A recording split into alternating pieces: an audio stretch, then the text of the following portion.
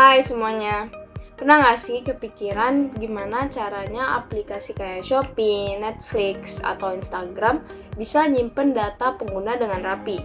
Nah, itu semua berkat yang namanya basis data.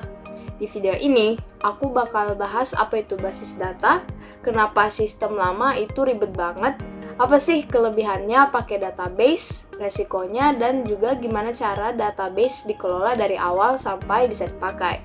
Sebelumnya, perkenalkan nama aku Disha Nabila Syatifah Resnanda dari kelas S1 ITKJ 23001 dengan NIM 1030623300024. Apa itu basis data?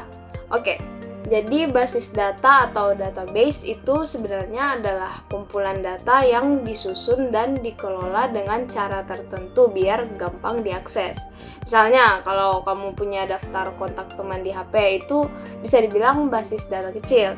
Tapi kalau di skala lebih besar, misalnya data pelanggan e-commerce atau transaksi perbankan, dibutuhkan sistem yang lebih canggih buat ngelola semuanya. Bedanya data dan informasi itu gimana sih? Data itu fakta mentah yang belum diolah, misalnya nama pelanggan atau harga barang. Kalau informasi itu data atau fakta yang udah diolah supaya lebih berguna, kayak laporan siapa pelanggan paling sering belanja. Sebelum ada database, orang nyimpen data pakai sistem file biasa, tapi ada banyak masalah nih. Yang pertama, data ganda dan nggak konsisten. Bayangin kalau nama pelanggan disimpan di beberapa file terpisah, tapi ada yang nulis Budi Santoso dan ada yang Budi S. Kedua, susah cari data. Setiap mau ambil data, harus cari satu persatu, kayak nyari jarum di tumpukan jerami. Ketiga, kurang aman. Nggak ada kontrol siapa aja yang boleh akses, jadi rawan banget kalau ada yang iseng. Yang keempat, susah diperbarui. Setiap ada perubahan, harus edit di semua file yang berhubungan. Kebayang nggak ribetnya? Nah, karena masalah-masalah ini, akhirnya muncullah solusi yang lebih keren, yaitu Database Management System atau DBMS. Kenapa DBMS lebih baik? DBMS itu kayak asisten pintar yang bantu ngelola data secara lebih rapi dan efisien. Beberapa kelebihannya yaitu yang pertama, data lebih rapi dan konsisten. Semua data tersimpan di satu tempat, nggak ada duplikasi aneh-aneh. Yang kedua, akses lebih gampang. Cukup pakai bahasa SQL, kita bisa ambil data yang dibutuhkan dalam hitungan detik.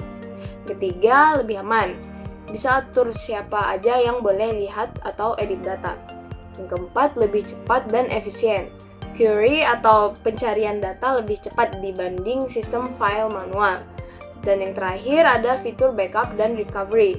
Kalau ada error atau crash, data bisa dipulihkan dengan mudah. Tapi ada resikonya juga. Yang pertama, biaya mahal. Implementasi database butuh perangkat keras, software, dan tenaga ahli. Kedua, butuh skill khusus. Harus ada orang yang ngerti cara desain dan ngelola database, kayak database administrator atau DBA. Yang ketiga, kompleksitas sistem. Semakin besar data yang dikelola, semakin rumit pengaturannya. Dan yang terakhir, keamanan jadi tantangan. Kalau nggak hati-hati, database bisa kena serangan hacker, misalnya SQL injection. Jadi harus dipastikan kalau sistem database yang dipakai itu aman dan terkelola dengan baik. Nah, gimana database dikelola? Database itu nggak muncul tiba-tiba. Ada proses panjang sebelum bisa dipakai secara maksimal, yaitu database life cycle. Yang pertama, planning atau perencanaan. Tentuin dulu kebutuhan datanya buat apa. Misalnya e-commerce buat data produk, pelanggan, dan transaksi. Yang kedua, analisis. Pelajari lebih dalam data apa aja yang perlu dikumpulkan dan bagaimana keterhubungannya.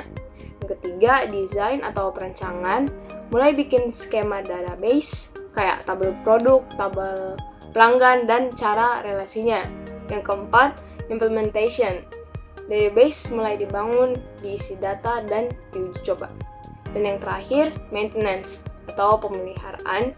Setelah berjalan, database harus terus dipantau, diperbarui, dan dijaga keamanannya. Tanpa manajemen yang baik, database bisa jadi berantakan atau malah nggak berguna sama sekali. Sekian dari aku, semoga video ini bisa bikin kalian lebih paham tentang database. Terima kasih, dadah.